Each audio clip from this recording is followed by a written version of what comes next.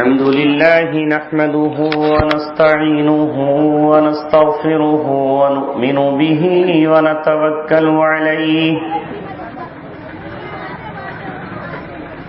ونعوذ بالله من شرور أنفسنا ومن سيئات أعمالنا من يهده الله فلا مضل له ومن يضلله فلا هادي له ونشهد أن لا إله إلا الله وحده لا شريك له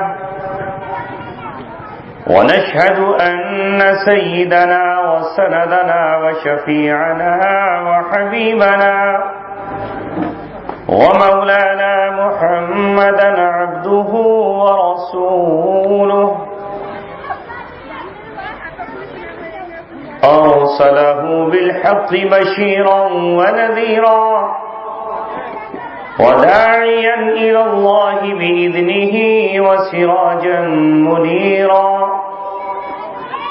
وصلى الله عليه وسلم تسليما كثيرا كثيرا أما بعد قال الله تبارك وتعالى في كتابه الكريم سبحان الذي أسرى بعبده ليلا من المسجد الحرام إلى المسجد الأقصى الذي باركنا حوله لنريه من آياتنا صدق الله العلي العظيم قال رسول الله صلى الله عليه وسلم لا يؤمن أحدكم حتى أكون أحب إليه من والده وولده والناس أجمعين صدق الله العلي العظيم وصدق رسوله النبي الكريم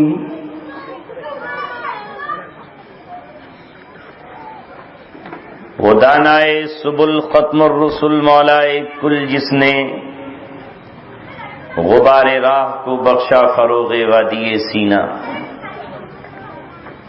وہ دانائے سبل ختم الرسل مولائے کل جس نے غبار راہ کو بخشا فروغ وادی سینہ، نگاہ عشق و مستی میں وہی اول وہی آخر، وہی قرآن وہی فرقان وہی یاسین وہی طٰہٰ۔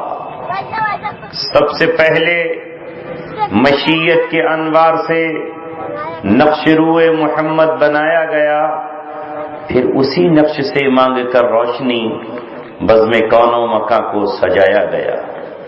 وہ محمد بھی، احمد بھی، محمود بھی، جو مبشر بھی، شاہد بھی، مشہود بھی، علم و حکمت میں جو غیر محدود بھی، ظاہراً امیوں میں اٹھایا گیا، جس کی رحمت ہے بے حد و بے انتہا، جس کی شفقت تخیل سے بھی ماورا، جو بھی عالم جہاں میں بنایا گیا اس کی رحمت سے اس کو سجایا گیا۔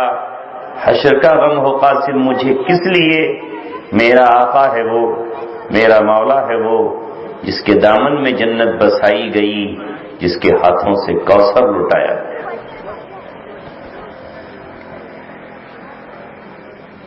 اپنی گفتگو کو آگے بڑھانے سے پہلے میں مناسب سمجھتا ہوں کہ ہم اور آپ اور جہاں جہاں تک جن کانوں تک ہماری آواز پہنچ رہی ہے وہ سب تمام مل کر اس ذات اقدس پر جو فخر رسول ہے، مولا کل ہے، ہادی سبل ہے، اللہ کا دلبر ہے، کونین کا سرور ہے، ساقی کوثر ہے، شافع محشر ہے، جو حسین ہے، نازنین ہے، ماہ جبین ہے، جس کے کردار اور اخلاق کی عظمتوں پر اس کے دشمنوں کو بھی یقین ہے، جو رہبر و رہنما ہے، جو بدر الدجا ہے، جو شمس العلا ہے، جو قمر الورا ہے، جس کا نام احمد مجتبی محمد مصطفیٰ ہے صلی اللہ علیہ وسلم، جو اٹھے تو آسمان کو بلندیاں مل جائیں، جو بیٹھے تو دھرتی کو پستی اور سکون مل جائے، جو مسکرائے تو ستارے چمکنے لگیں، جو بولے تو بلبلیں چہکنے لگیں، جس کے پسینے کی خوشبو سے ساری دنیا معطر ہو جائے، جس کی زلفوں سے رات اندھیرے کی بھیک مانگے اور جس کی پیشانی کی چمک سے صبح سویرا حاصل کرے، جس کی خوشی سے جنت مچلنے لگے اور جس کے غصے سے جہنم بھی ابلنے لگے، اس ذات اقدس پر، اس شافع محشر پر، اس ساقی کوثر پر، اس محسن انسانیت پر ہم سب مل کر ہدیہ درود و سلام پیش کریں، جو کہ خود خالق کائنات کتاب حکمت میں فرماتا ہے، ان اللہ وملائکتہ یصلون علی النبی یا ایھا الذین آمنوا صلوا علیہ وسلموا تسلیما اللہم صل علی محمد وعلی آل محمد کما صلیت علی ابراہیم وعلی آل ابراہیم انک حمید مجید یا رب صل وسلم دائما ابدا علی حبیبک خیر الخلق کلہم۔ کی محمد سے وفا تو نے تو ہم تیرے ہیں، کی محمد سے وفا تو نے تو ہم تیرے ہیں، یہ جہاں چیز ہے کیا لوح و قلم تیرے ہیں۔ میں آج ان نوجوانوں کو جنہوں نے ناگپور میں میری ٹوٹی پھوٹی گفتگو سن کر آج مجھے دعوت دی اور اس شہر میں مسجد اقصی، بیت المقدس اور قبلہ اول کے عنوان پر کچھ کہنے اور سننے کے لیے یہ بزم سجائی، ان نوجوانوں کو مبارکبادی پیش کرتا ہوں، اور مبارکبادی نہ بھی پیش کی جائے تو انہیں آج اپنی قسمت پر فخر ہونا چاہیے کہ اللہ تبارک و تعالی نے آج کی شام انہیں مسجد اقصی کی تاریخ، اس کی عظمت اور اس کا موجودہ مقام سننے اور سمجھنے کے لیے آپ حضرات کو یہاں جمع کرنے کی توفیق نصیب فرمائی۔ آپ دیکھیں اللہ تبارک و تعالی نے سرزمین عرب کو قبول فرمایا۔ دیکھیے یہ اللہ تبارک و تعالی کی شان ہے، وہ جسے چاہے قبول فرمائے۔ وَرَبُّكَ يَخْلُقُ مَا يَشَاءُ وَيَخْتَارُ، تیرا رب جسے چاہتا ہے پیدا کرتا ہے اور جسے چاہتا ہے اپنا بنا لیتا ہے، جسے چاہتا ہے منتخب کر لیتا ہے۔ اللہ تبارک و تعالیٰ نے 7 زمینیں بنائیں، لیکن ان 7 زمینوں میں آپ بتاؤ سب سے اعلیٰ مقام، سب سے مقدس جگہ، سب سے زیادہ برکت کی جگہ کہاں ہے؟ وہ کون سا ٹکڑا ہے؟ وہ ہے جہاں پر اللہ تبارک و تعالیٰ نے اپنا گھر کعبۃ اللہ بنایا ہے۔ اگر ہم علاقوں کو دیکھیں تو روئے زمین پر نہ جانے کتنے علاقے ہیں، لیکن وہ علاقہ جسے عرب کہا جاتا ہے اسے اللہ تبارک و تعالیٰ نے انبیاء کرام کی سرزمین بنایا، اسے اولیاء کرام اور ابدال اعظام کی سرزمین قرار دیا۔ اللہ تبارک و تعالیٰ نے 3 اہم مرکز بنائے ہیں، غور سے سنیں نوجوانوں، 3 اہم مرکز ہیں اور وہ تینوں کے تینوں مرکز سرزمین عرب پر ہیں۔ ایک ہے مکہ میں جہاں کعبۃ اللہ قائم ہے، پورا شہر مکہ جس کی اللہ نے قرآن میں قسم کھائی لا اقسم بهذا البلد وانت حل بهذا البلد، شہر مکہ کی قسم اللہ تبارک و تعالیٰ نے کھائی۔ تو ایک مرکز ہے مرکز انسانیت مکہ اور بیت اللہ، اور دوسرا مرکز ہے مدینہ منورہ، جہاں نبی پاک صلی اللہ علیہ وسلم قیام فرما رہے اور آج بھی قیام فرما ہیں۔ اور تیسرا مرکز ہے فلسطین میں، جسے بیت المقدس کہا جاتا ہے۔ مکہ مکرمہ میں جو مسجد ہے اس کا نام مسجد حرام ہے، اور فلسطین میں جو مسجد ہے اس مسجد کا نام مسجد اقصی ہے، اور مدینہ منورہ میں جو مسجد ہے اس مسجد کا نام مسجد نبوی ہے۔ یہ تین اللہ تبارک و تعالیٰ کے مرکز ہیں جن کو حرم قرار دیا گیا ہے۔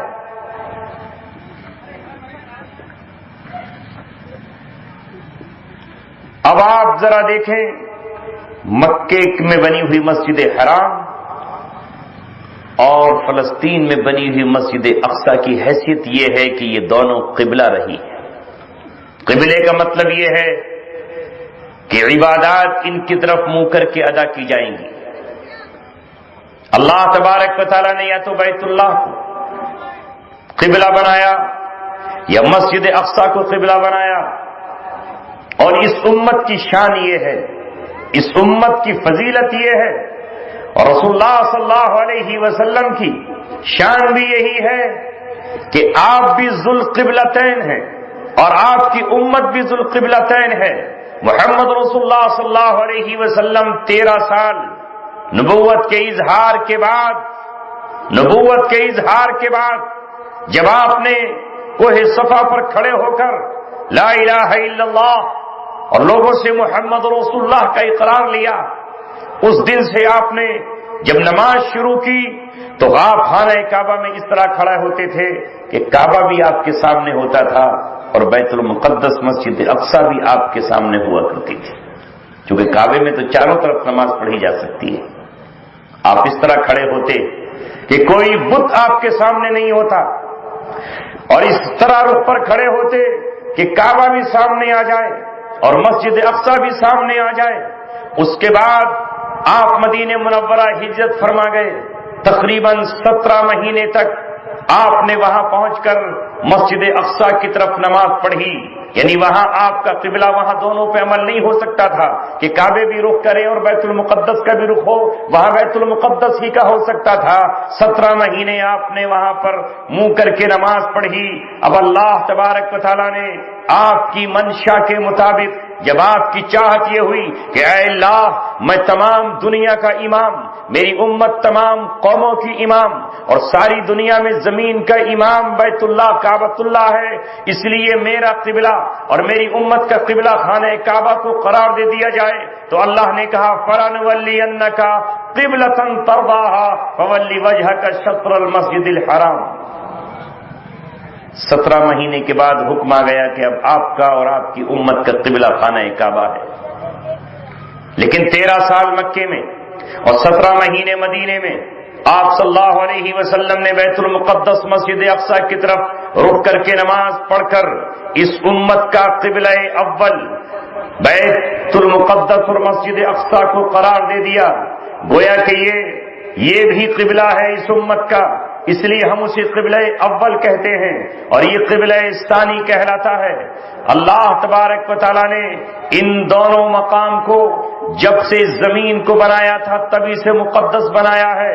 جب یہ زمین بنائی گئی اور اس زمین کو پانی پر بچھایا گیا تو جہاں پانی پر سب سے پہلے جھاگ قائم ہوئے، جہاں سے زمین نے بننا شروع کیا، وہ مقام ہے جہاں پر کعبۃ اللہ قائم ہے۔ لہذا کعبے کی بنیاد بھی آدم علیہ السلام نے رکھی، اسی طرح مسجد اقصی کی بنیاد بھی آدم علیہ السلام نے رکھی۔ پھر بعد میں جس طرح ابراہیم علیہ السلام نے خانہ کعبہ کو تعمیر کیا، بیت اللہ کو تعمیر کیا، اسی طرح ابراہیم علیہ السلام کی اولادوں نے اپنے والد کے ساتھ مل کر مسجد اقصی کو تعمیر کیا. اس سے پہلے حضرت آدم نے اس کو بنایا. بخاری شریف میں روایت موجود ہے کہ پہلے اللہ تبارک و تعالیٰ کے حکم سے مسجد حرام تعمیر ہوئی اور اس کے 40 سال کے بعد مسجد اقصی بنائی گئی. پھر بعد میں اس میں تعمیر ہوتی رہی، یہاں تک کہ داؤد علیہ السلام نے تعمیر کی، سلیمان علیہ السلام نے تعمیر کی.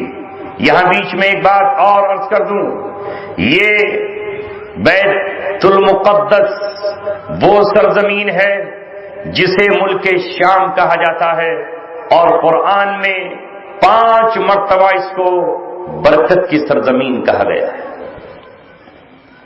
برکت والی سرزمین ملک شام، جس کا سینٹر پوائنٹ فلسطین اور جس کا مرکزی مقام مسجد اقصی، اس کے چاروں طرف کا علاقہ القدس کہلاتا ہے. یہی وہ جگہ ہے جہاں ابراہیم علیہ السلام نے ہجرت کی، جب ان کا اپنا وطن اور اپنا ملک جس کا نام بابل تھا، جو عراق تھا، جہاں کا بادشاہ نمرود تھا، جہاں آپ کا ٹکراؤ ہوا، تو اللہ تبارک و تعالیٰ نے ابراہیم علیہ السلام کو جائے پناہ کے طور پر بیت المقدس عطا کیا، اور آپ عراق چھوڑ کر شام کی سرزمین میں تشریف لے آئے. اللہ تبارک و تعالیٰ نے آپ کو 2 بیٹے وہ عطا فرمائے جنہیں اللہ تبارک و تعالیٰ نے نبوت کے لیے منتخب فرمایا. ان میں ایک بیٹے کا نام اسماعیل ہے اور دوسرے بیٹے کا نام اسحاق ہے. ایک بیٹے کو اللہ تعالیٰ نے کہا ہمارے حکم سے وہاں چھوڑاؤ جہاں کل کعبہ تعمیر ہونا ہے یا جہاں کعبے کی بنیادیں. لہذا آپ حضرت ہاجرہ اور اپنے بیٹے اسماعیل کو کہاں چھوڑ کر آئے؟ بیت اللہ کے پاس، صفا مروہ کے پاس، مینا اور مزدلفہ کے پاس. پھر اللہ تبارک و تعالیٰ نے آپ کو دوسرا بیٹا عطا فرمایا جن کا نام اسحاق علیہ السلام ہے. وہ ملک شام میں رہے. اس بیٹے کے ساتھ مل کر آپ نے خانہ کعبہ تعمیر کیا، جسے اللہ تعالیٰ کہتا ہے وَإِذْ يَرْفَعُ إِبْرَاهِيمُ الْقَوَاعِدَ مِنَ الْبَيْتِ وَإِسْمَاعِيلُ. وہ وقت یاد کرنے کے قابل ہے کہ اسماعیل اور ابراہیم علیہ السلام نے اللہ تبارک و تعالیٰ کا گھر کعبے کی دیواروں کو اٹھانا شروع کیا، اور دوسرے بیٹے کے ساتھ مل کر آپ نے مسجد اقصی کی تعمیر کی. اللہ اکبر. جن ابراہیم علیہ السلام کی یادوں کو ابھی آپ نے قربانی کی شکل میں زندہ کیا ہے، جن کی یادوں کو ابھی توحید کے متوالوں نے خانہ کعبہ کی طرف رخت سفر باندھ کر حج کی شکل میں ادا کیا ہے، جن کی سنتوں کو آج امت نے شیطان کے کنکریاں مار کر اور وہاں قربانی کر کے ادا کیا ہے، انہی ابراہیم علیہ السلام کو اللہ تبارک و تعالیٰ نے دونوں مرکزوں پر ٹھہرنے کے لیے کہا. ایک مرکز شام ہے اور ایک مرکز بیت اللہ ہے. ایک جگہ بیٹا اسحاق ہے، دوسری جگہ بیٹا اسماعیل ہے، اور یہی ابراہیم خلیل اللہ ہیں جن کی نسل سے اللہ تبارک و تعالیٰ نے تمام نبیوں کو بھیجا ہے. حضرت ابراہیم کے آنے کے بعد جتنے رسول آئے اور جتنے نبی آئے اور جتنی کتابیں آسمان سے اتاری گئیں وہ ابراہیم کی اولادوں پر آئیں. ایک سلسلہ شروع ہوتا ہے حضرت اسحاق سے تو حضرت عیسیٰ تک چلتا ہے، اور جب اللہ تبارک و تعالیٰ نبوت کو ختم فرماتا ہے، خاتم النبیین کو بھیجتا ہے، جب اللہ تبارک و تعالیٰ آخری رسول کو بھیجتا ہے تو آخری رسول عبداللہ کے در یتیم کی شکل میں آمنہ کے لفظ جگر کے انداز میں آتے ہیں حضرت اسماعیل کی اولاد بن کر مکہ المکرمہ میں. اے مسلمانوں، یقیناً جس طرح خانہ کعبہ عظمت والا ہے، خانہ کعبہ برکتوں والا مقام ہے، خانہ کعبہ میں نماز پڑھنے کا ثواب 1,00,000 کے برابر ہے، تو اسی طرح مسجد اقصی میں نماز پڑھنے کا ثواب 50,000 کے برابر ہے. میں نے عرض کیا ابھی آپ کے سامنے، یہی وہ سرزمین ہے جس نے حضرت ابراہیم علیہ السلام کو پناہ دی، اور یہ آپ کی ہجرت گاہ ہے. یہی وہ سرزمین ہے جس کی طرف لوط علیہ السلام نے ہجرت کی اور یہ ان کی بھی پناہ گاہ ہے. یہی وہ سرزمین ہے جس سرزمین کی طرف جانے کا حکم حضرت موسیٰ علیہ السلام کو ہوا اور کہا کہ اپنی پوری قوم بنی اسرائیل کو لے کر آپ ملک مصر سے نکل جائیے اور جائیے اس شہر میں جو برکت والی سرزمین ہے. اس زمانے میں بیت المقدس پر مسجد اقصی پر قوم عمالقہ کا قبضہ تھا. اللہ تبارک و تعالی نے موسیٰ علیہ السلام سے کہا آپ اس سرزمین کو واپس لیں, مسجد اقصی کو آزاد کرائیں. لہذا آپ نے اپنی امت اور اپنی قوم سے کہا تھا یا قوم ادخلوا الارض المقدسۃ التی کتب اللہ لکم.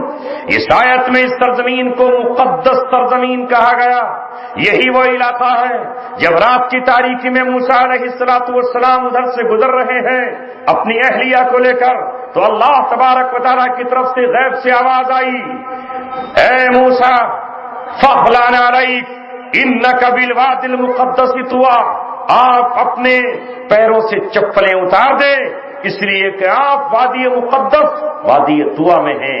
اسی سرزمین کی قسم اللہ تبارک و تعالی نے قرآن میں کھائی, والتین والزیتون وطور سینین وہذا البلد الامین. یہ وہ مقام ہیں جن کے ذرے ذرے برکت والے ہیں, اس لیے کہ یہاں انبیاء کرام اٹھائے گئے ہیں, یہی انبیاء کرام آرام فرما رہے ہیں. یہی وہ سرزمین ہے جس سرزمین میں حضرت عیسیٰ علیہ السلام پیدا ہوئے ہیں. یہی وہ مقام ہے جہاں داؤد علیہ السلام پیدا ہوئے. یہی وہ مقام ہے جہاں سلیمان علیہ السلام پیدا ہوئے. یہی وہ سرزمین ہے جہاں اللہ تبارک و تعالیٰ کے انبیاء کرام نے پناہ لی.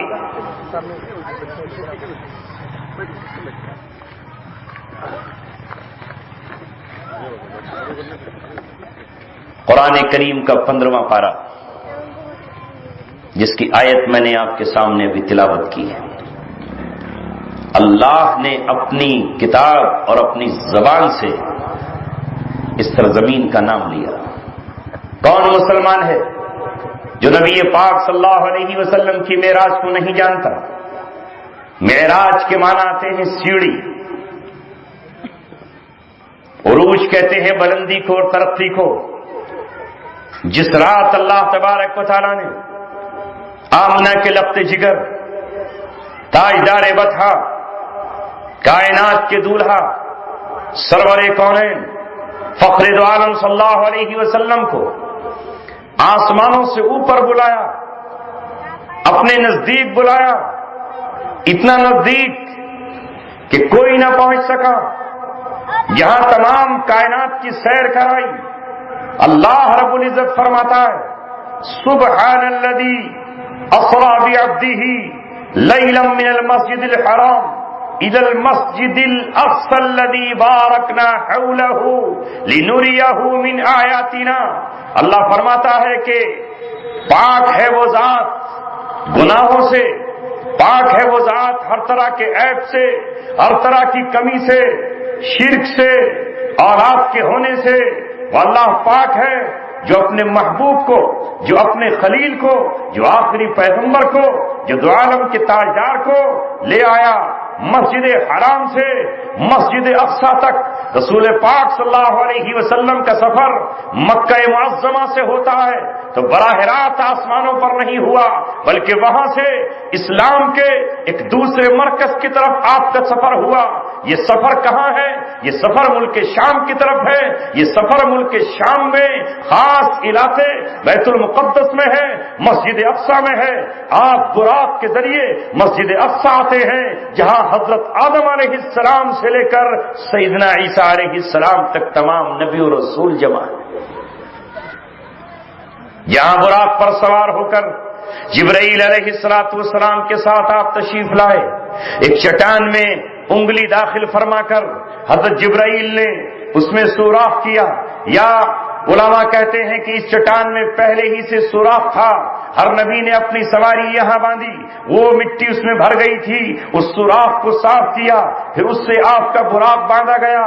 جبرائیل علیہ السلام نے آج تکبیر کہی, اقامت کہی اور محمد رسول اللہ سے کہا آگے بڑھیے, آج کے امام آپ ہیں, آپ کی اقتدا میں آج موسیٰ علیہ السلام، آج ابراہیم علیہ السلام، آپ کی اقتدا میں آج حضرت سلیمان علیہ السلام، آج آدم علیہ السلام، شیس اور ادریس علیہ السلام، سب کے سب آپ کی اقتدا میں نماز پڑھیں گے۔ آپ خاتم النبیین اس آیت کے ساتھ ہو چکے ہیں، ما کان محمد ابا احد من رجالکم ولکن رسول اللہ وخاتم النبیین، اور آج اس امامت کے بعد آپ سید المرسلین، سید الانبیاء، سید الاولین والآخرین کے خطاب سے سرفراز ہونے جا رہے ہیں۔ آپ نے نماز پڑھائی اور یہاں سے پھر آپ کا سفر معراج کے ذریعے پہلے آسمان اور پھر وہاں سے 7ویں آسمان، اور اس کے بعد پھر سدرۃ المنتہا، اور پھر سدرۃ المنتہا پر جبرائیل کے ٹھہرنے کے بعد بذریعہ رف نبی پاک صلی اللہ علیہ وسلم عرش پر پہنچتے ہیں اور اللہ تبارک و تعالیٰ سے روبرو ہوتے ہیں۔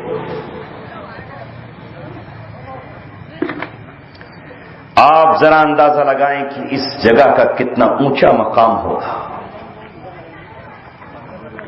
وہ شہر جہاں آپ پیدا ہوں، اس شہر کی اللہ تبارک و تعالیٰ قسم کھائے وہ شہر اما بن جائے، وہ اللہ تبارک و تعالیٰ کا حرم بن جائے۔ جس شہر کی طرف آپ ہجرت فرمائے مدینہ، وہ شہر یثرب سے بدل کر طابہ اور طیبہ بن جائے، وہ مدینۃ الرسول کہلائے، اس کی مٹی خاک شفا کہلائے، اور وہاں کا سفر عبادت قرار پائے۔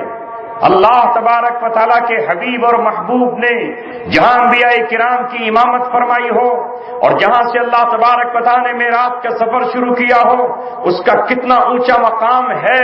5 مرتبہ اللہ تبارک و تعالیٰ نے اسے برکت والی سرزمین یا مقدس سرزمین کہا ہے، وہی مسجد اقصی ہے۔ آپ صلی اللہ علیہ وسلم نے اپنے وصال سے پہلے، اس دنیا سے پردہ فرمانے سے پہلے، آپ صلی اللہ علیہ وسلم نے اپنی امت کو بشارت دی تھی، صحابہ کو خوشخبری سنائی تھی کہ میرے بعد تم بیت المقدس کی فتح دیکھو گے۔ لہذا حضرت عمر ابن خطاب رضی اللہ تعالیٰ عنہ کے دور میں 17 ہجری میں اور 638 عیسوی میں وہ دن آیا کہ 3000 صحابہ نے 4 طرف سے بیت المقدس کو گھیرا اور عیسائیوں کو مجبور کر دیا، اس بات پر مجبور کر دیا کہ جس طرح محمد رسول اللہ کی قیادت میں 10,000 کے لشکر میں مکہ المکرمہ اور مسجد حرام فتح ہوئی ہے، اسی طرح عمر ابن خطاب کی خلافت میں اور آپ کے صحابہ کی زیر قیادت اب مسجد اقصی فتح ہوگی اور فتح ہوئی۔ آج بدنصیبی ہماری یہ ہے، محرومی ہماری یہ ہے کہ ہم اس سرزمین کی تاریخ ہی بھول گئے، اس کی داستان اور اس کی حقیقت ہمیں یاد نہ رہی۔ اس مرکز پر ہمیشہ ابلیس نے قبضے کی کوششیں کی اور وہ کئی مرتبہ کامیاب بھی ہوا۔ کبھی بخت نصر نے اس پہ قبضہ کر لیا، لیکن پھر اللہ تبارک و تعالیٰ نے اہل حق کو فتح عطا فرمائی اور انہوں نے بیت المقدس آزاد کرا لیا۔ کبھی ٹائٹس نے اس کو برباد کیا، پھر اللہ تعالیٰ نے حق پرست قوم کو اس پر فتح عطا فرمائی۔ نتیجہ یہ ہوا کہ 638 عیسوی سے یہ مسجد اور یہ پورا علاقہ ارض شام اہل ایمان اور اہل اسلام کے کنٹرول میں رہی، یہاں تک کہ 1094 عیسوی آیا۔ اس وقت عیسائی اپنے گرجا گھروں سے باہر نکلے، ان کے حکمرانوں نے پوپ اور پادریوں سے ملاقاتیں کی اور نتیجتاً وہ صلیب لے کے باہر نکل آئے اور انہوں نے اعلان کیا کہ اب ہم مسجد اقصی پر قبضہ کریں گے۔ وہ عیسیٰ علیہ السلام کی آماج گاہ ہے، وہیں حضرت مریم رہا کرتی تھی، وہیں بیت اللحم ہے، اور عیسائی صلیب اور اپنی کراس لے کر آگے بڑھے۔ مسلمان حکمران آج کے حکمرانوں کی طرح تھے، وہ عورت کی زلفوں کے غلام اور عورت کی پازیب پر ناچنے والے تھے، وہ آپس میں اختلافات کا شکار تھے، لہذا ان کا زور امت مسلمہ کے حکمران نہ روک سکے، اور دیکھتے ہی دیکھتے 1099 میں پھر سے بیت المقدس عیسائیوں کے قبضے میں چلا گیا۔ مگر اللہ تبارک و تعالیٰ نے پھر اپنے کچھ شیروں کو اٹھایا اور پھر اللہ تبارک و تعالیٰ نے اپنے کچھ دیوانوں کو جوش عطا فرمایا. انہوں نے اپنی تاریخ کو پھر سے پڑھا.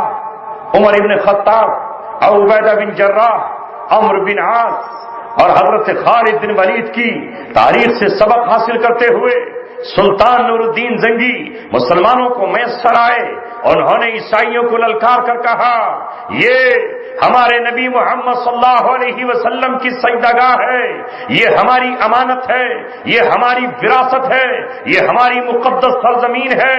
اے عیسائیوں، کچھ بھی ہو جائے ہم تم سے آزاد کرا کر رہیں گے. تاریخ نے انتظار کیا، وقت سانس روک کر انتظار کرتا رہا وہ کون سا دن ہوگا.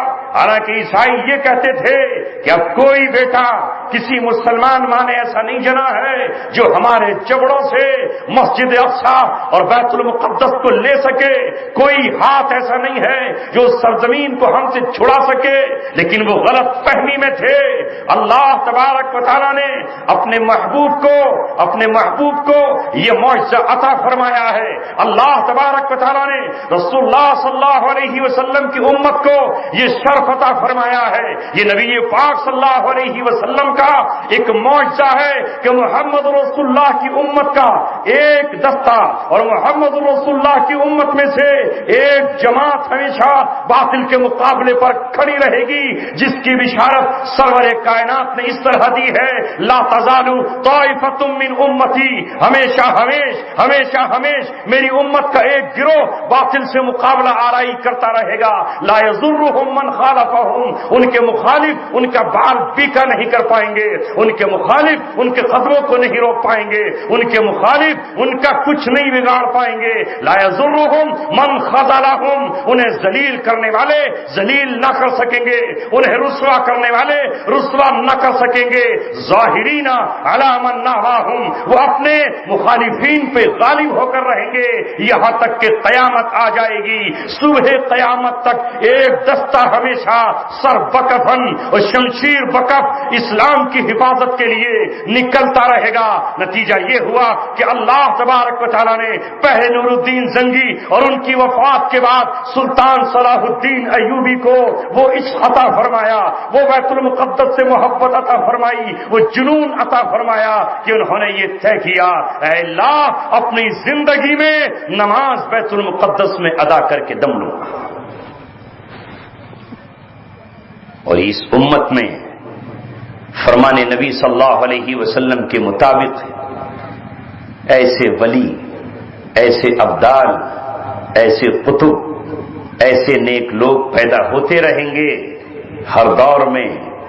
اللہ کے حبیب فرماتے ہیں صلی اللہ علیہ وسلم میری امت میں ایسے لوگ پیدا ہوں گے لو اقسم باللہ لأبرہ، اگر وہ اللہ تبارک و تعالیٰ کے نام کی قسم کھا کر یہ کہیں گے کہ یہ کام ہو کر رہے گا تو اللہ تعالیٰ ان کی قسم کو پورا کر دے گا، چاہے نظام کائنات روکنا ہی کیوں نہ پڑ جائے، چاہے سسٹم کو چینج ہی کیوں نہ پڑے. اللہ کے حبیب فرما رہے میری امت میں ایسے دیوانے مستانے پیدا ہوں گے کہ اگر وہ اللہ کی قسم کھا کر یہ کہہ دیں کہ یہ کام ہوگا تو اللہ ان کی اس قسم کو پورا کر کے رہے گا. نہ جانے کتنی بار صلاح الدین ایوبی رحمت اللہ علیہ پر قاتلانہ حملے ہوئے، زہر دینے کی کوششیں کی گئیں، مجھے ہوئے سوسائڈ دستے، خودکش دستے ان کے جگر کو چاک کرنے کے لیے آگے بڑھے.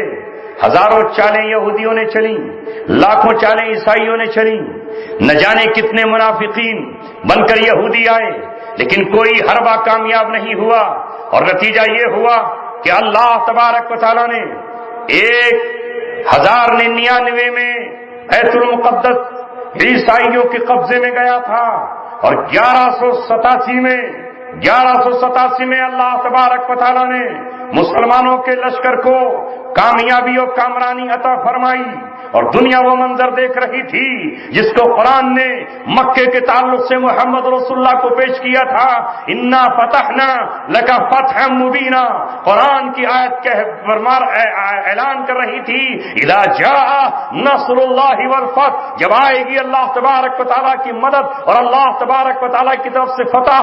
کل مکہ میں صحابہ کو فتح ملی، عمر ابن خطاب کو بیت المقدس کو آزاد کراتے ہوئے 638 میں فتح ملی، اور آج 1187 حطین کے مارکے کو سر کرتے ہوئے صلاح الدین ایوبی کی فوجیں پھر مسجد اقصی میں داخل ہوئی اور نماز ادا کی گئی۔ دور بدلتے رہے اور آتے رہے، عیسائیوں نے ہمت نہیں ہاری، یہودیوں نے سازشیں نہیں چھوڑی۔ ان کا ہر بوڑھا اپنے بچے کو وصیت کرتا رہا، یروشلم تمہارا ہے، ہم القدس کہتے ہیں، وہ یروشلم کہتے ہیں، وہ تمہارا ہے۔ وہ پڑھاتے رہے، اے یہودیوں، آج جو مسجد اقصی بنی ہے وہ مسجد اقصی ٹائٹس نے توڑ کر بنائی ہے، اس لیے ہم ہیکل سلیمانی بنانے کا خواب دیکھ رہے ہیں اور اب ہیکل سلیمانی بنائیں گے۔ ہیکل سلیمانی کا مطلب یہ ہے ان کے یہاں کہ سلیمان علیہ السلام نے جس طرح مسجد بنائی تھی یہ وہ مسجد نہیں ہے۔ ٹائٹس 70 عیسوی میں اسے توڑ کر ختم کر گیا تھا۔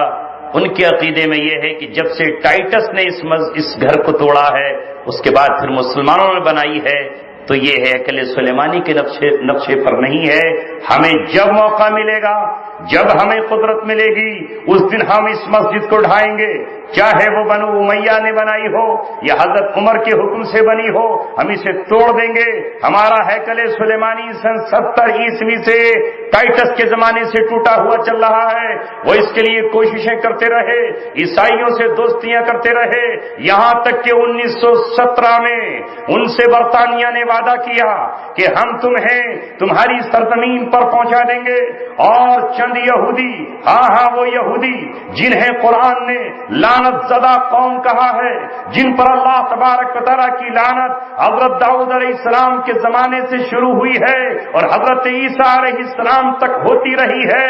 داؤد جیسے نبی نے ان پہ لعنت کی ہے اور حضرت عیسیٰ علیہ السلام جیسے نبی نے ان پر لعنت کی ہے، اور اللہ تبارک و تعالیٰ نے قرآن میں فرمایا ہے ضربت علیہم الذلۃ والمسکنۃ وباؤوا بغضب من اللہ۔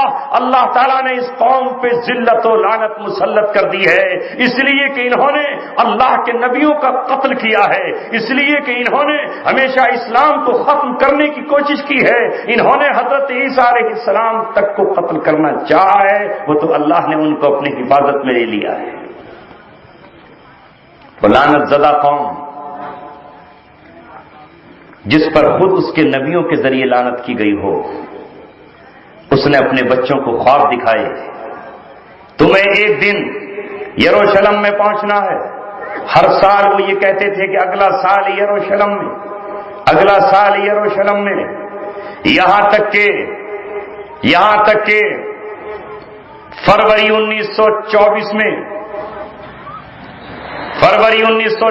میں وہاں یہودیوں کو بسا دیا گیا فلسطین میں، گویا کہ ارض حرم، ارض قدس، جس سرزمین کے احترام کا حکم حضرت موسیٰ علیہ السلام کو دیا گیا، جس کی خاک میں نہ جانے کتنے انبیاء آرام فرمائے، کتنے صلحاء، کتنے شہداء، کتنے اولیاء، کتنے غازی، کتنے صحابہ وہاں آرام کنا ہیں۔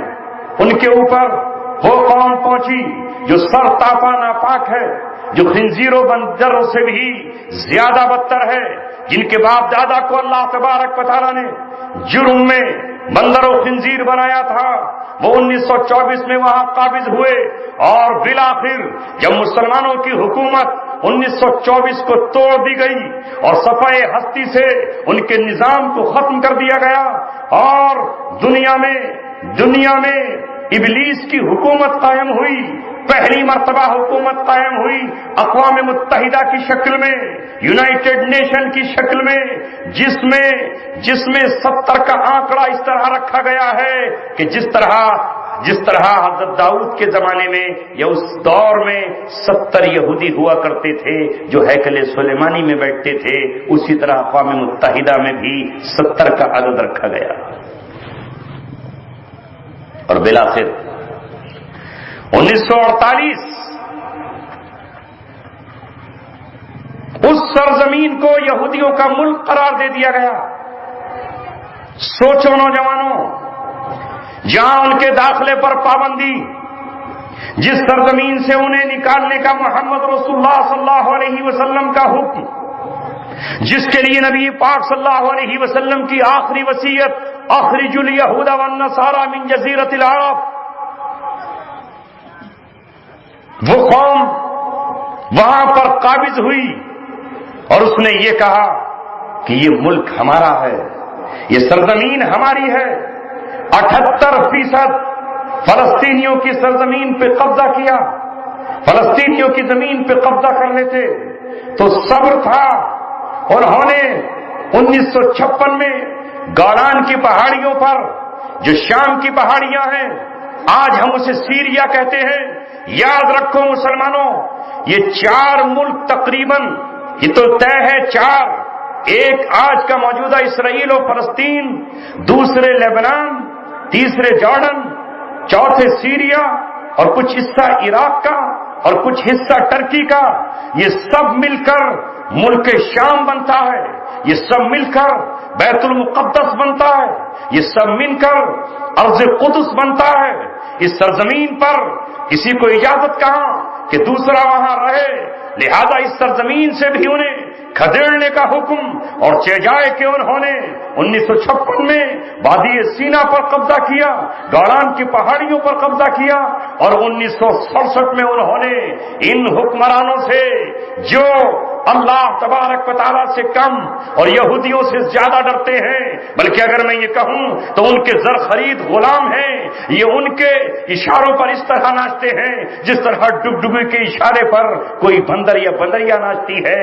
اللہ تبارک و تعالیٰ کا خوف نہیں۔ 1967 میں وہ مرحلہ آیا کہ سلطان صلاح الدین ایوبی، نور الدین زنگی اور امت کے شیر اور امت کے سورما اور امت کے جیالوں کی قربانیاں رائے گاں چلی گئیں، اور نتیجہ یہ ہوا کہ 1967 میں مسجد اقصی پر بھی یہودیوں نے قبضہ کر لیا، اور آج کی تاریخ تک اس پر قابض ہیں۔ جب چاہے اس مسجد میں تالا لگا دیں اور نماز نہ پڑھنے دیں۔ 15 سال سے لے کر 35 سال تک کے نوجوان کو اس میں داخلے کی اجازت نہیں ہے۔ وہ نوجوان جو 16 اور 15 سال کا ہے 35 سال تک اس کے اندر داخل نہیں ہو سکتا۔ دنیا میں یوں تو کہنے کو مسلمانوں کی تعداد 1.25 ارب بیٹھ جاتی ہے، دنیا میں کہنے کو مسلمان اپنے ملکوں پر ناز کرتے ہیں کہ دنیا میں ہمارے 56 ملک ہیں اور ہم دنیا کی دوسری بڑی آبادی ہیں۔ ایک طرف مسلمانوں کی اتنی تعداد اور دوسری طرف پوری دنیا میں یہ یہودی ان کے مقابلے میں 100 گنا کم ہیں۔ پوری دنیا میں یہودی کل 1.5 کروڑ ہیں، کل 1.5 کروڑ یہودی ہیں جو مسلمانوں کے قبلہ اول پر، جو مسجد اقصی پر، جو ارض قدس پر قبضہ جمائے ہوئے ہیں۔ اور قبضہ ہی نہیں، آپ نے پچھلے مہینے دیکھا، آپ نے پورا رمضان دیکھا، پوری امت کا رمضان روتے ہوئے گزر گیا، تہجد تڑپتے ہوئے گزری، شب قدر آئی لیکن خوشیاں لے کر نہ آئی۔ ہمارے لیے عید آئی لیکن ہمارے لیے خون کی برسات لے کر آئی۔ ایک طرف پوری دنیا کا مسلمان اگر مسجد اقصی سے بے پرواہ ہو کر بازاروں میں اپنے بچوں کے لیے عمدہ کپڑے خریدنے نکلا تھا، تو رمضان کی آخری شب میں بھی اور عید کی صبح میں بھی فلسطینی نوجوان اپنے بوڑھوں کے لیے، اپنے بچوں کے لیے، اپنی بیٹیوں کے لیے اور اپنی بہنوں کے لیے کفن خریدنے کے لیے جا رہے تھے۔ ہمیں تو نمازیں دوگانہ عید الفطر کی شکل میں ادا کرنی تھی، انہیں نماز جنازہ بھی ادا کرنی تھی۔ 51 دن تک آگ اور خون کی ہولی کھیلی جاتی رہی، اور فلسطینی معصوم بچے ایسے قتل کیے جاتے رہے جیسے کوئی مچھلیوں کا شکار کر رہا ہے. وہ یہودی قوم آج خوش ہے کہ ہم نے مسلمانوں کو ٹکڑے ٹکڑے کر دیا ہے. کسی میں ہمت نہیں جو چل کے ہم تک آ سکے، کسی میں جرأت نہیں جو ہماری سرحدوں کو چھو سکے. ساری دنیا کو ہم نے غلام بنایا ہوا ہے. ایسے میں مسلمانوں، جہاں ایک طرف ہم 27 رجب کو شب معراج کی داستان اپنے نوجوانوں کو سناتے ہیں اور واقعہ معراج سناتے ہیں جس کا سنانا عبادت سے کم نہیں ہے، وہیں ہمیں اس امت کو یہ کہنا ہوگا وہ کون سا دن ہوگا جب آپ اس سرزمین کو جہاں نبی پاک صلی اللہ علیہ وسلم کی پیشانی کے ساتھ 1.25 لاکھ انبیاء کرام کی پیشانی نے سجدہ کیا ہے، جہاں دیوار براق موجود ہے، جہاں نبی پاک صلی اللہ علیہ وسلم کے سر پر امامت کا تاج رکھا گیا ہے، جہاں سے معراج کا سفر شروع ہوا ہے، جسے حضرت عمر نے فتح کیا ہے اور جسے فتح کرنے کے لیے نور الدین زنگی نے پوری قربانیاں دی ہیں اور جس کی فتح کا ہمیں حکم دیا جا رہا ہے. امت مسلمہ کب مسجد اقصی کو اپنی مسجد سمجھے گی؟ وہ کب جانے گی؟ اسی درمیان میں یہ بھی عرض کر دوں کہ سرزمین کا مقام ختم نہیں ہوگا. وہ کل بھی اسلام کا مرکز تھی، آج بھی ہے، اور قیامت کے نزدیک اسی سرزمین کو اسلام کا مرکز بننا ہے. اور یہ طے ہے، یہ طے ہے. یہودی بھی اسی انتظار میں ہے کہ ان کا مسیحا یہیں آئے گا، جسے وہ دجال کہتے ہیں، جسے وہ دجال کہتے ہیں. یہودیوں کہ یہاں دجال کے انتظار کے لیے شدید ترین گھڑیاں گزر رہی ہیں. کبھی کبھی ان کی ربیوں کی ٹولیاں سڑکوں پر نکل جاتی ہیں اور مامش کا نعرہ وہ لگاتے ہیں، ہمیں مسیح چاہیے. اس لیے کہ یہودیوں کا خواب یہ ہے کہ جب دجال آئے گا تو پوری دنیا سے وہ مسلمانوں کا خاتمہ کر دے گا اور اس کی ریاست ساری دنیا پہ وسیع ہو جائے گی. وہ اس کے استقبال کی تیاریاں کر رہے ہیں، اس کے استقبال کے لیے وہ تن من دھن قربان کر رہے ہیں. وہ پتھر ان کے عقیدے کے مطابق جس پر حضرت داؤد علیہ السلام کے سر پہ تاج باندھا گیا تھا، وہ پتھر جس پتھر پر بنی اسرائیل کے بادشاہوں کے تاج باندھا کرتے تھے، سلیمان علیہ السلام کے سر پر بھی تاج اسی پتھر پہ بیٹھ کے باندھا گیا تھا. ان کا خیال یہ ہے کہ اسے ٹائٹس چرا کر لے گیا، پھر اسے وہ روم لے گیا اور روم میں اس نے جا کر رکھ دیا، اور آج ان کے کہنے کے مطابق پھر وہ آئرلینڈ گیا اور اب آئرلینڈ سے وہ انگلینڈ میں ہے، اور اس کرسی پر جس پہ ملکہ بیٹھتی ہے یا جس پر برطانیہ کے شہزادے بیٹھتے ہیں، جن کے سر پہ شہزادوں کا تاج سجایا جاتا ہے، وہ پتھر ان کے پاس موجود ہے. وہ کہتے ہیں کہ جس دن ہمارا مسیحا آئے گا، جس دن دجال آئے گا، ہم اسی پتھر کو یروشلم میں لے آئیں گے اور اس پر بٹھا کر اس کی تاج پوشی کریں گے. ان کا سفر سرزمین عرب کی طرف، ان کا اجتماع ارض شام و فلسطین کی طرف آج ایک مقصد کے تحت ہے. لیکن امت مسلمہ نہ آج اپنی تاریخ سے واقف ہے، نہ وہ آج موجودہ حالات سے واقف ہے، نہ وہ آنے والے کل سے واقف ہے کہ کل کیا ہوگا. اگر ایک طرف دجال اس علاقے میں آئے گا تو رسول پاک صلی اللہ علیہ وسلم کی احادیث، صحیح احادیث، متواتر احادیث آپ صلی اللہ علیہ وسلم کی یہ بتاتی ہیں کہ دجال کے آنے سے پہلے امام مہدی رضی اللہ تعالیٰ عنہ تشریف لائیں گے. نبی پاک صلی اللہ علیہ وسلم کے خاندان سے آئیں گے، آپ کی بیٹی فاطمہ کی نسل سے آئیں گے، آپ کے داماد حضرت علی کے خون سے آئیں گے، باپ کی طرف سے وہ حضرت حسن سے ان کا رشتہ ہوگا اور ماں کی طرف سے حضرت حسین سے رشتہ ہوگا. وہ 40 سال کی عمر میں ظاہر ہوں گے، 40 سال تک اللہ تبارک و تعالیٰ ان کو چھپا کر رکھے گا. وہ 7 سال یا 9 سال ظہور کے بعد زمین پہ حیات رہیں گے اور انہی کی زندگی میں پھر دجال آ جائے گا. دجال یہودی النسل ہوگا جو پہلے رسول ہونے کا اور پھر خدا ہونے کا دعویٰ کرے گا، جو جہاں چاہے گا برسات کرے گا اور جہاں چاہے گا سکھائے گا. یہی وہ سیریا اور ارض شام کا علاقہ ہے جس کا سینٹر پوائنٹ مسجد اقصی ہے. یہاں مہدی رضی اللہ تعالیٰ کی فوجوں کا ٹکراؤ دجال کی فوج سے ہوگا، جس دجال کے ساتھ یہودی ہوں گے، جس کی پشت پر عیسائی ہوں گے. آپ صلی اللہ علیہ وسلم نے فرمایا ہے کہ تم سے بنی اصفر 80 جھنڈوں کے ساتھ لڑائی کریں گے. 80 جھنڈے ہوں گے اور ہر ایک کے ساتھ 12,000 کا لشکر ہوگا.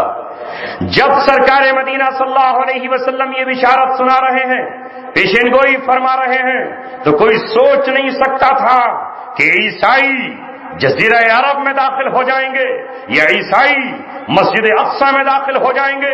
اس وقت تو حال یہ تھا کہ صحابہ نے کسرا کے محل میں جا کر اللہ اکبر اور لا الہ الا اللہ اور محمد رسول اللہ کی شہادت دی تھی.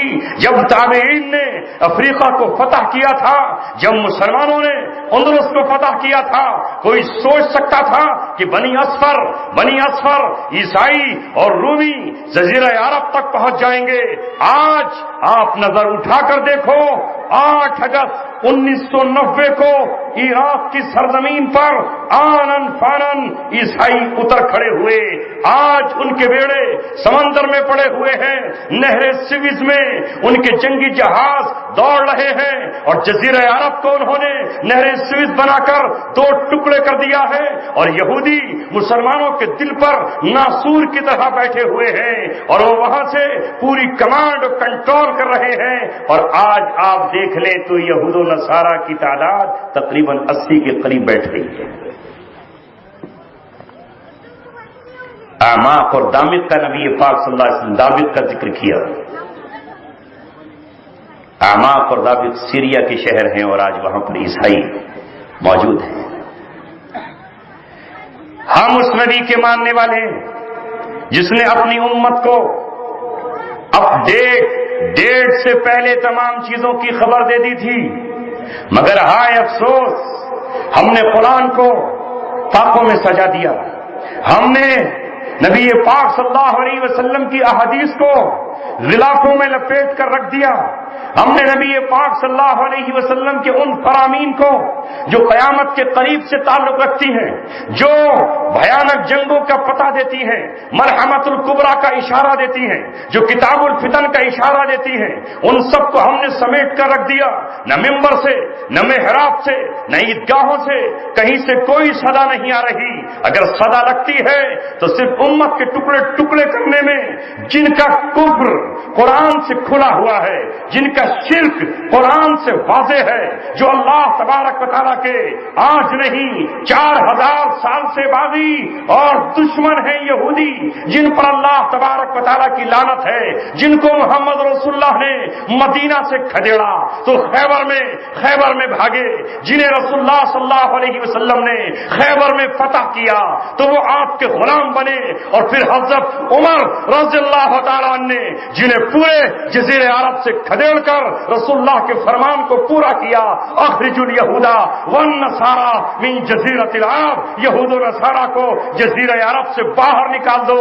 آج کے ہم مسلمانوں کو وہ کھلے ہوئے عیسائی جو اللہ تبارک و تعالیٰ کے ساتھ کھلا ہوا شرک کرتے ہیں، حضرت مریم کو اللہ کی بیوی قرار دیتے ہیں، حضرت عیسیٰ کو خدا کا بیٹا قرار دیتے ہیں، روح القدس کو اللہ کا ایک حصہ قرار دیتے ہیں. وہ ہمیں غلط نظر نہیں آتے. ہماری زبان کبھی ان کے خلاف نہیں کھلتی جنہوں نے آج پوری دنیا کے کلیوں کو مسل دیا ہے اور جنہوں نے پوری دنیا کے ذرائع پر قبضے کر لیے ہیں. نہ ہمیں ان کا پتہ ہے اور نہ انہیں دعوت دینے والوں کا پتہ ہے. مسلمانوں، کیا کہیں گے آپ اللہ تبارک و تعالیٰ کے یہاں جب صلاح الدین ایوبی کھڑے ہو کر یہ کہیں گے اے اللہ، میں نے جس دن یہ خبر سنی تھی، حالانکہ میں نہ کوئی ولی تھا، نہ میں امام تھا، نہ میں قاضی وقت تھا، نہ میں کسی مدرسے کا شیخ تھا، میں تو کچھ بھی نہ تھا، ایک معمولی سپاہی تھا، میں ایک معمولی سپاہی تھا، لیکن جب مجھے ایک دن یہ خبر پہنچی کہ ایک عیسائی نے ایک مسلمان کی گردن پر تلوار رکھ کر یہ کہا ہے، ادعو محمد ینصرک، بلا لے اپنے نبی محمد کو، اگر اس میں تیری مدد کی قدرت ہے، بلا اپنے نبی کو بلا، میں تیری گردن اپنی تلوار سے قلم کر رہا ہوں، تو کہتا ہے کہ تیرا نبی مدد کرتا ہے، تو کہتا ہے کہ تیرا خدا مدد کرتا ہے، تو کہتا ہے کہ تیرا دین خدا کی مدد کو زمین پہ اتار لاتا ہے۔ اس نے یہ کہہ کر اس مسلمان کا سر قلم کر دیا۔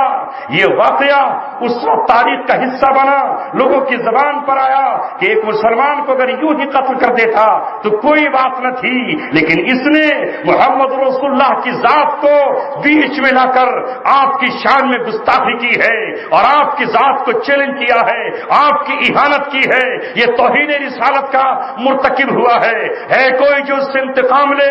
صلاح الدین ایوبی نے قسم کھائی، اے اللہ مجھے عمر دے دے، میری عمر میں برکت دے، میں اس مجرم کو جس نے میرے نبی کو چیلنج کیا ہے میں اسے پکڑوں اور اسے بتاؤں کہ محمد رسول اللہ کے دیوانے کس طرح ہوتے ہیں۔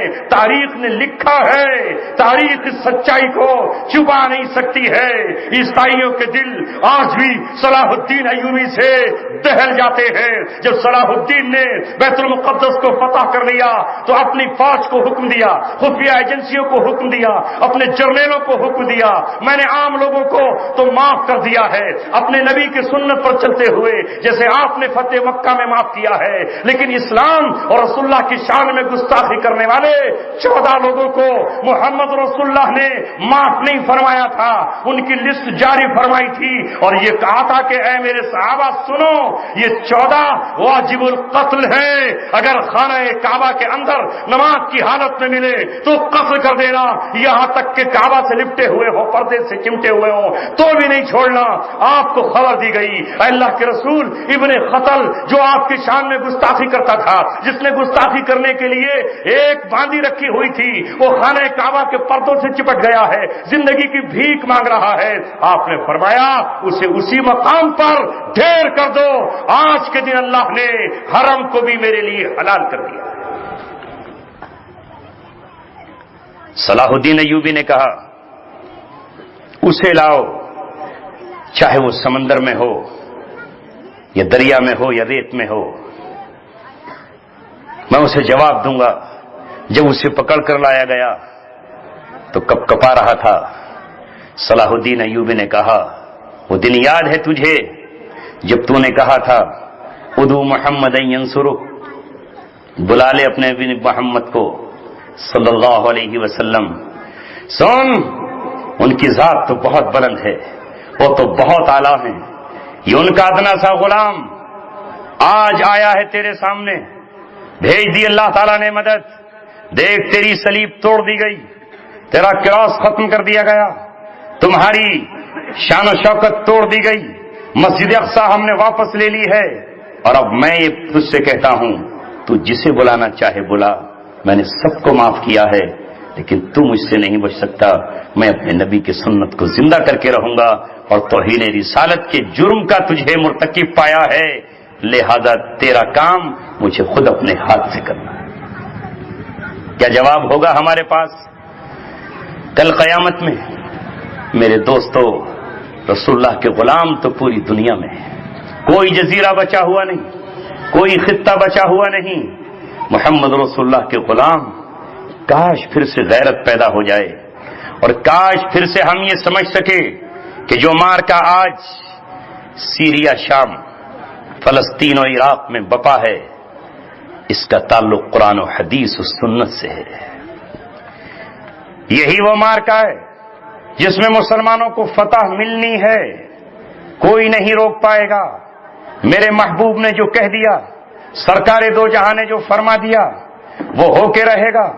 آپ نے فرمایا ہے وَيُلْقِ الْإِسْلَامُ بِجِرَانِهِ فِي الْأَرْضِ، اسلام اپنی گردن زمین پر جب پھیلائے گا تو بڑھتا چلا جائے گا، اسے کوئی نہیں روکے گا، یہاں تک کہ آپ نے فرمایا کہ میری امت کیسے ہلاک ہو سکتی ہے جس کے شروع میں ہوں، جس کے بیچ میں مہدی ہیں اور جس کے آخر میں عیسیٰ ابن مریم ہے۔ یہ امت ہلاک نہیں ہوگی، اللہ تبارک و تعالیٰ اس امت کو بچا کر رہے گا۔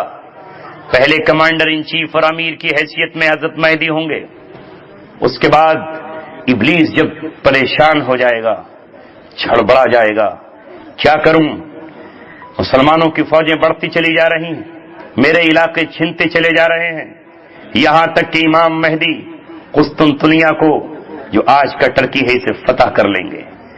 آپ نے صحابہ سے فرمایا تھا، جانتے ہو اس شہر کو جس کے 3 طرف سمندر ہے؟ صحابہ نے کہا ہاں، وہ قسطنطنیہ ہے، وہ ٹرکی ہے جس کے 3 طرف سمندر ہے اور ایک طرف خشکی ہے۔ آپ نے فرمایا امام مہدی کا لشکر جنگ نہیں کرے گا، صرف اس کے دروازوں تک پہنچے گا، اللہ کی تکبیر کا نعرہ لگائے گا، اس کی فصیلیں ٹوٹ جائیں گی اور ٹرکی فتح ہو جائے گا۔ جب یہ علاقے فتح ہوتے چلے جائیں گے تو ابلیس گھبرا جائے گا کہ آخر اب اس روحانیت کے امام حسین کی اولاد اور حسن کے بیٹے سے کیسے نپٹا جائے۔ سارے یہودی چھڑبڑا اٹھیں گے، تو اس ہڑبڑاہٹ میں دجال باہر نکل آئے گا اور وہ مقابلے کے لیے آگے بڑھے گا، لیکن جب وہ آئے گا پہلا دن 1 سال کے برابر ہوگا، وہ کل 40 دن رہے گا، دوسرا دن 1 مہینے کے برابر ہوگا اور تیسرا دن 1 ہفتے کے برابر ہوگا اور باقی 37 دن عام دنوں کے برابر ہوں گے، کل 40 دن رہے گا۔ اس طرح 1 سال، 1 مہینہ، 1 ہفتہ، 37 دن وہ زمین پر رہے گا۔ اب اللہ تبارک و تعالیٰ نے اس کے خاتمے کے لیے عیسیٰ علیہ السلام کو 4تھے آسمان پر بحفاظت رکھا ہوا ہے۔ جب یہی سیریا، یہی شام، دمشق کے ایک حصے میں سفید مینارے پر مسجد میں جامع اموی میں نماز فجر پڑھائی جا رہی ہوگی، اقامت کہی جا چکی ہوگی، تکبیر کہہ دی جائے گی، بس اللہ تبارک و تعالیٰ 2 فرشتوں کے ساتھ حضرت عیسیٰ ابن مریم کو بھیج دے گا، شور مچے گا، عیسیٰ علیہ السلام تشریف لے آئے، پوری مسجد گونج اٹھے گی، امام مہدی رضی اللہ تعالیٰ عنہ مصلی سے پیچھے ہٹ کر آپ کو امامت کی دعوت دیں گے، لیکن عیسیٰ علیہ السلام کہیں گے نہیں، اس امت کا امام اس امت ہی میں سے ہوگا، اقامت آپ کے لیے کہی گئی ہے، آپ نماز پڑھائیے۔ نماز فجر کی ادائیگی کے بعد عیسیٰ علیہ السلام فرمائیں گے دروازے کھول دیے جائیں، اب مقابلہ ہوگا، میں آ گیا ہوں۔ عیسیٰ علیہ السلام کی اب قیادت میں، حضرت مہدی کی معیت میں مسلمانوں کا وہ لشکر جس کی تیاریاں اللہ تبارک و تعالیٰ پہلے سے کرا کر رکھے گا، پہلے سے موجود ہوں گے، یہ سب یہ دجال سے بھڑیں گے، اور یہاں تک کہ اس لڑائی میں دجال کی نظر حضرت عیسیٰ علیہ السلام پہ پڑ جائے گی اور عیسیٰ علیہ السلام کو دیکھتے ہی وہ بھاگنا شروع کر دے گا، بھاگنا چاہے گا۔ عیسیٰ علیہ السلام اسے ڈپٹ کر کہیں گے تیرے لیے میرے ہاتھ سے موت طے ہے، تو مجھ سے بچ کر نہیں جا سکتا۔ حالانکہ حدیث میں آتا ہے کہ اگر عیسیٰ علیہ السلام بھی اسے نہ مارے تو وہ گھل کے مر جائے گا۔ آپ کو دیکھتے ہی وہ ایسے گھلنے لگے گا جیسے نمک پانی میں، چربی دھوپ میں۔ کیوں؟ اس لیے کہ حضرت عیسیٰ کے نزول سے پہلے وہ سمجھ رہا تھا کہ اس سے عیسیٰ علیہ السلام کے سوا مجھے کوئی مار نہیں سکتا، اور اب عیسیٰ علیہ السلام کے نزول کے بعد یہ طے ہے کہ اب میں ان سے بچ نہیں سکتا۔ کہاں جائے گا بھاگ کر؟ ظاہر مکہ مدینہ نہیں جا سکتا، وہاں تو فرشتوں کا پہرا ہوگا۔ اسی کی حفاظت کے لیے 1948 میں یہ تمام صہیونی اور تمام یہودی آ کر بیت المقدس میں جمع ہوئے اور ساری طاقت اکٹھی کر رہے ہیں تاکہ وہ اس دجال کی حفاظت کریں۔ لیکن احادیث میں آتا ہے کہ لد گیٹ پر اس کا قتل حضرت عیسیٰ علیہ السلام کے ہاتھوں ہوگا. جہاں آج لد گیٹ ہے اسرائیل کے دروازے پر، وہ اسرائیل کی فوجی طاقت کا ہیڈ کوارٹر ہے. اور یہاں ایک ایئرپورٹ بنا ہوا ہے جو فضا میں تیر رہا ہے. یہودیوں کا یہ پلان ہے کہ کسی بھی صورت سے اسے بچا کر اس ایئرپورٹ کے ذریعے، کسی بھی ایروپلین کے ذریعے فضا میں لے جایا جائے، ایئر اسپیس میں لے جا کر وہاں اس کی حفاظت کرائی جائے. جیسے عیسیٰ علیہ السلام بھی تو آسمانوں ہی میں رہ رہے ہیں، لیکن وہ ایسا نہیں کر پائیں گے. حضرت عیسیٰ علیہ السلام اسے لد گیٹ پر پکڑ لیں گے اور پکڑ کر اس کا وہاں قتل ہو جائے گا. رسول اللہ نے فرمایا وَيَقْتُلُهُ عِنْدَ بَابِ اللِّدِّ، لد گیٹ پر حضرت عیسیٰ کے ہاتھ اس کا قتل، اور اس کے خون کو نیزے پر لگا کر حضرت عیسیٰ علیہ السلام تمام لوگوں کو دکھائیں گے. اور یہاں سے پھر امام مہدی اور حضرت عیسیٰ پوری دنیا کو فتح کریں گے اور ساری دنیا پر اسلام کا پرچم لہرایا جائے گا.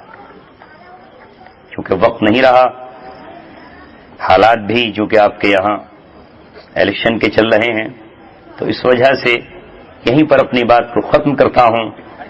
اللہ تبارک و تعالی ہماری آج کی اس نشست کو، مسجد اقصیٰ سے ان نوجوانوں کی محبت کو اور موجودہ اس مارکے میں اللہ تعالی ہم سب کو قبولیت کا درجہ عطا فرمائے. وآخر دعوانا ان الحمد للہ رب العالمین. دعا فرما لیں، اور دعا کے بعد شاید آپ کے لیے چائے کا انتظام ہے، وہ بھی نوش فرما لینا. اللهم صل على محمد وعلى آل محمد كما صليت على إبراهيم وعلى آل إبراهيم إنك حميد مجيد. ربنا ظلمنا أنفسنا وإن لم تغفر لنا وترحمنا لنكونن من الخاسرين. لا إله إلا أنت سبحانك إني كنت من الظالمين. أني مسني الضر وأنت أرحم الراحمين. اے اللہ ہم سب کے گناہوں کو معاف فرما. اے مولا ہماری خطاؤں کو درگزر فرما اور ہماری لغزشوں کو معاف فرما. بے شک ہم تیرے ہیں، تو ہمارا ہے. اے مولا ہم کتنے ہی گئے گزرے سہی، لیکن تیرے محبوب سے محبت کرتے ہیں. ہمارا جھگڑا اگر کسی سے ہے تو تیرے محبوب کی محبت ہی کی وجہ سے ہے. ہم انہیں تیرا رسول مانتے ہیں، ان کے جہاں قدم پڑے اس سرزمین تک سے ہم محبت کرتے ہیں. ان کے صحابہ سے ہمیں محبت، جہاں پر ان کا سر جھکا ان مقامات سے ہمیں محبت. اے مولا انہی کی سنت کو آج تک نکاح کی شکل میں زندہ کیے ہوئے ہیں، آج تک مسواک انہی کی سنت کو زندہ کیے ہوئے ہیں. اے مولا اپنے محبوب کی امت کی طرف نظر کرتے ہوئے ہماری زندگی کی خطاؤں کو معاف فرما دے. تو نے ہمیں جس مقصد کے لیے پیدا کیا ہے اے مولا اس مقصد میں ہمیں کامیابی عطا فرما. چار داغ عالم سے فتنے و فساد کو ختم کر دے. آج تیرے نبی کے ماننے والے کیا کمزور ہوئے کہ ساری دنیا قتل و خون سے بھر گئی، ساری دنیا فتنے فساد سے بھر گئی. نہ سمندر بچا، نہ ہوائیں بچیں، نہ فضائیں بچیں، نہ خشک پہاڑ بچے، نہ صحرا و جنگل بچے. چاروں طرف انسانی خون بہ رہا ہے. شیر ہے آزادی کی زندگی گزار رہے ہیں، چیتے ہیں خوف بے خوف کے جی رہے ہیں. اگر خوف سے کوئی جی رہا ہے تو آج انسان ہے. اے مولا اپنے نبی کے ماننے والوں کو اتنی قوت عطا فرما کہ پوری دنیا میں امن و امان قائم فرما دے. تیرا نظام نافذ فرما دے. تیرے جھنڈوں کو ہر مورچے پر لہرا دیں. تیرے قرآن کو عدالتوں تک میں نافذ فرما دیں. اے مولا اپنے نبی کے ماننے والوں کو ہر طرح کی طاقت عطا فرما، روحانی طاقت، سیاسی طاقت، سماجی طاقت، افرادی طاقت، مالی قوت، ایمانی قوت، ہر طرح کی نعمتوں سے مالا مال فرما. اے مولا یہ مجمع صرف مسجد اقصیٰ کی محبت میں آیا. اے مولا اے رب کریم اس کی محبت کو قبول فرما. یہ تگ و دو، یہ جد و جہد، یہ دوڑ دھوپ، یہ سارا کا سارا ان نوجوانوں نے صرف تیری محبت میں برداشت کیا ہے. اے مولا تو اپنی محبت کا صلہ ان حضرات کو نصیب فرما. ہم سب کی آمد کو قبول فرما. ہماری مرادیں پوری فرما دے، ہماری آرزویں پوری فرما دے. ہم بیمار ہیں صحت عطا فرما، ہم کمزور ہیں طاقت عطا فرما. اے مولا ہم غریب ہیں، ہمیں آسودگی نصیب فرما. اے مولا ہم میں سے کچھ لوگ کرائے کے مکانوں میں ہیں، انہیں ذاتی مکان عطا فرما. کتنے مولا آج بھی ٹینٹوں میں جھگیوں میں پڑے ہیں، آسمان صرف ان کا سائبان ہے. اے مولا ان کی ننھی معصوم اولادیں کڑاکے کی جاڑوں میں اور سخت سردی کے عالم میں تیز دھوپ میں اور برسات کے عالم میں کھیتوں میں پڑی ہوئی ہیں، انہیں اپنے مکان عطا فرما۔ اسلامی نظام کیا گیا، اسلامی خلافت کیا گئی، چاروں طرف ہم ٹھوکروں میں آ گئے۔ اے مولا، بیواؤں کے کوئی پوچھنے والا نہیں، یتیموں کے سر پہ کوئی ہاتھ رکھنے والا نہیں، کمزوروں کے آنسو روتے روتے خشک ہو گئے، کوئی پہنچنے والا نہیں۔ اس امت کو پھر سے وہ دور دکھا جو صدیق اکبر کا تھا، جو علی مرتضی کا تھا، جو عثمان غنی کا تھا، جو عمر ابن خطاب کا تھا، جو عمر ابن عبد العزیز کا تھا۔ اے مولا، روتے ہوئے صدیاں ہو گئی ہیں، اب مسکراہٹیں نصیب فرما۔ تڑپتے ہوئے زمانہ ہو گیا، اب اے مولا ہنسنے کا موقع نصیب فرما۔ اے مولا کریم، زخم جسم کے ہر حصے پر ہیں، مرہم نصیب فرما۔ جس نے بھی ہم سے دعا کے لیے کہا ہے ان سب کی دعاؤں کو قبول فرما اپنے فضل و کرم سے اور اپنے حبیب